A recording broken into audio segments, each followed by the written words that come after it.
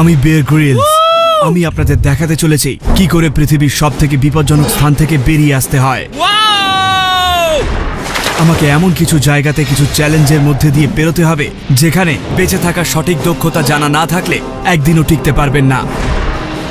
আমি এখন মেক্সিকোর বাহাতে। এখানকার পরিবেশ ভীষণ মারাত্মক। যত দূর চোখ যায় শুধু পাথর ভূমি আর পাহাড়। বিশেষ করে এখানকার মৌমাছিরা খুবই মারাত্মক। চলে যা বাবা। আমি এখন বিপজ্জনক পরিস্থিতিতে।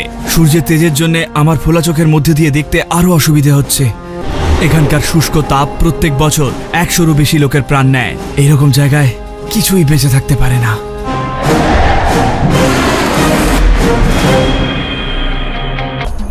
এবং এগুলোর ভেতরটা ফাঁপা।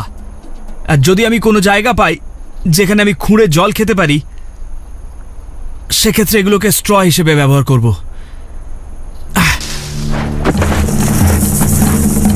একটা প্রাকৃতিক স্ট্র মাটি থেকে জল পাওয়ার জন্য একেবারে আদর্শ। জল পাওয়ার জন্য এই জায়গাটা খুব একটা খারাপ নয়। এই খাড়া বাঁধটা ঠিক নিচটা। আমি এখন প্রায় সমুদ্রের সমতায় চলে এসেছি, তাই এখানে জল পাওয়ার সম্ভাবনা অনেক বেশি।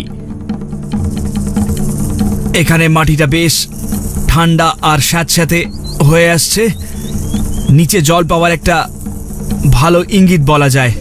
শুধু আমার গেঞ্জির টুকরোটা থেকে একটু ঘামের গন্ধ পাচ্ছি, কিন্তু এটা একেবারে নিরাপদ। যুদ্ধের পাইলটদের এরকম একটা ছোট্ট স্ট্র দেওয়া হয়ে থাকে সার্ভাইভাল কিটের সাথে, যাতে তারা যদি পড়ে যায় তাহলে যেন জল খেতে পারে সেটা দিয়ে। এটাও তেমনই একটা স্ট্র, শুধু এটা আমার হাতেই বানানো। আমার শরীর বেশ অনেকটা জল এখান থেকে পেয়ে গেছে, কিন্তু আমি যত মরুভূমির গভীরে যাব আমার মধু পান করার এক প্রচেষ্টা সর্বনাশ ডেকে আনতে পারে।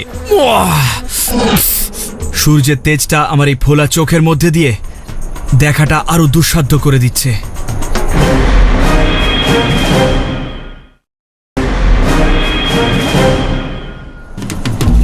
আমি এখন উত্তর মেক্সিকোতে মরুভূমির কিনারায়। আমি শুনেছি এখানে অনেক মৌমাছি পাওয়া যায়, তাই আমি এই ঝোপঝাড়গুলো পেরিয়ে যাচ্ছি একটা মৌচাক খুঁজে পেয়ে কিছু মধু পাওয়ার জন্যে।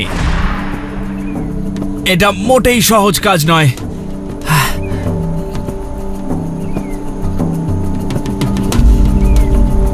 ওখানেই দাঁড়াও, দেখুন মৌমাছি ওই ছোট্ট গুহাটার চারপাশে কেমন ঘুরে বেড়াচ্ছে। আর এরা বেশ দ্রুত প্রাণী, তাই যাওয়ার জন্য সব থেকে সহজ রাস্তাটাই নেবে। ওরা এই পাথরটা একদম চড়তে চাইবে না, আর ওরা এখান থেকেই যাবে। আর এই ফাঁদটা পাতার জন্যে এটা একেবারে উপযুক্ত একটা জায়গা। আমি এই উইলো গাছগুলোকে অনেকটা স্প্রিংয়ের মতো ব্যবহার করব। এটা হলো সেই তারটা যেটা আমি ভাঙা গাড়িটা থেকে পেয়েছিলাম। এটাকে এইভাবে দুবার প্যাঁচ দিয়ে নেব।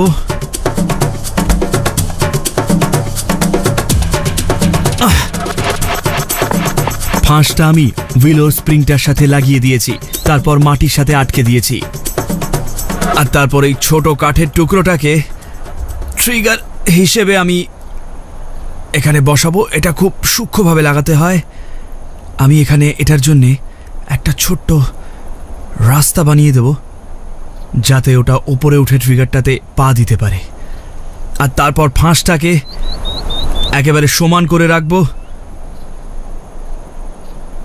আর এটার উপরে কিছুটা পাতা দিয়ে দেবো যাতে সহজে দেখা না যায়। তারপর এখান থেকে যাই হেঁটে যাক না কেন এই ট্রিগারটাতে পা দেবে আর সোজা উপরে উঠে যাবে।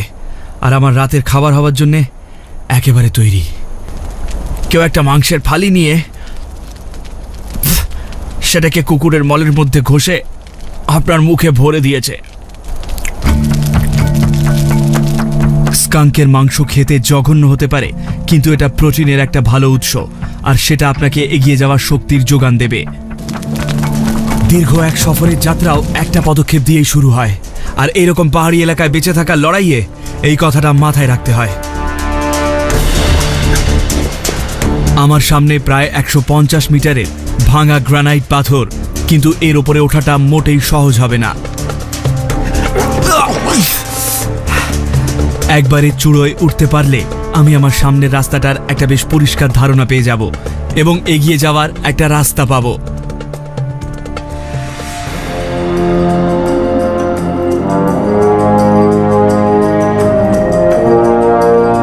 এবার আমি দেখতে পাচ্ছি আমার চ্যালেঞ্জটা কতটা কঠিন। মেক্সিকোর বাহা মরুভূমি পৃথিবীর এক সবচেয়ে মারাত্মক স্থান, এমনকি পারদর্শী লোকেদের জন্যেও।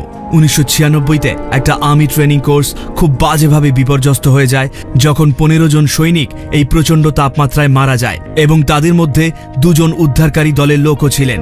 এটা আমার কাছে একটা বিশাল বড় চ্যালেঞ্জ। এখানে টিকে থাকার জন্যে আপনার সবচেয়ে বড় চ্যালেঞ্জটা হলো পরিষ্কার জল খুঁজে পাওয়া।